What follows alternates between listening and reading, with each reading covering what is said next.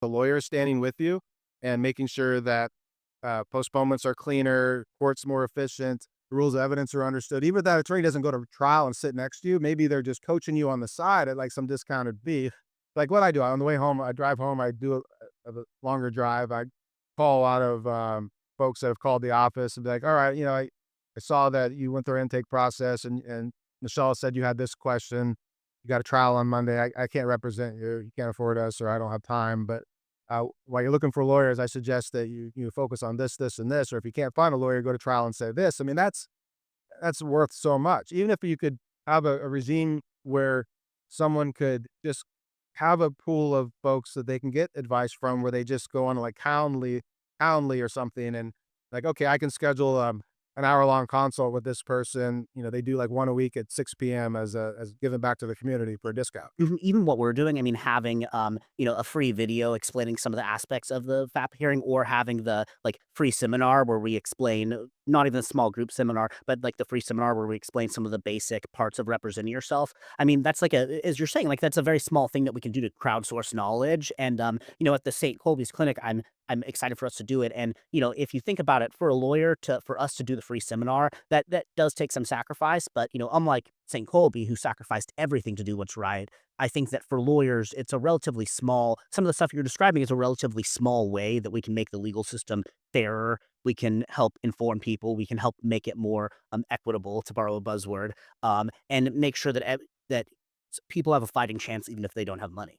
Yeah. So I mean, like, you ask why do we pick the St. Kolbe Justice Clinic? Why don't we just call it something else? And the reason why is because St. Kolbe's story, I think, is he's not the patron saint of lawyers. He's not St. Thomas More, who stood up to a king and got shorter because of it.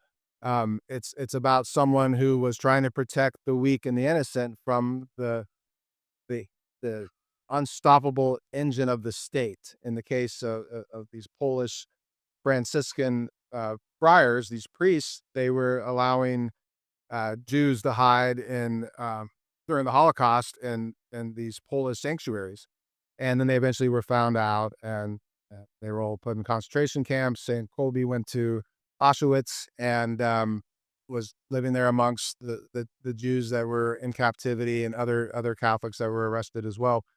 And he heard that there was an escape. Some folks got out of the death camp, and the Nazi guards, they were gonna kinda pull an old school Roman, decimation.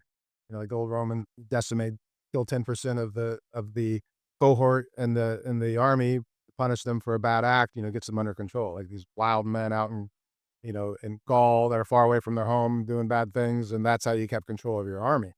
Like Caesar did it, other generals did it, and here we got the Nazis gonna just decimate, put 10 people into a starvation chamber and execute them in a slow, painful way in order to deter future escapes. And one man, I forget his name, he was begging for his life, asking for mercy because he had a wife and a child.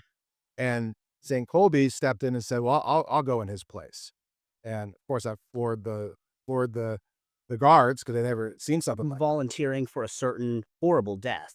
Just, yeah, volunteering for a certain horrible death. He was one of the lucky ones in that he wasn't one of the 10 people picked to be horribly murdered in that way, and he willingly stepped forward and said, basically, "I volunteer to go die in this horrible manner in order to save this guy." And so he go in the starvation room, and he ministered and kept everybody hopeful the best he could during the process, like Jesus talking to the thief on the cross, and did his best to give hope and some peace to people that were getting crushed by the unjust force.